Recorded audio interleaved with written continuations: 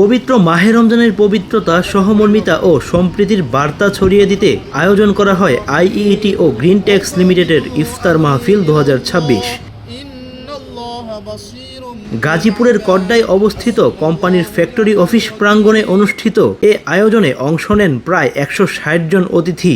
অনুষ্ঠানে উপস্থিত ছিলেন প্রতিষ্ঠানের সম্মানিত চেয়ারম্যান ক্যাপ্টেন জুলফিকার আলী, প্রধান উপদেষ্টা জিয়াউল হুদা হিমেল, ম্যানেজিং ডিরেক্টর ইঞ্জিনিয়ার ফিরোজউদ্দিন এবং সিইও ইঞ্জিনিয়ার শরীফুল ইসলাম।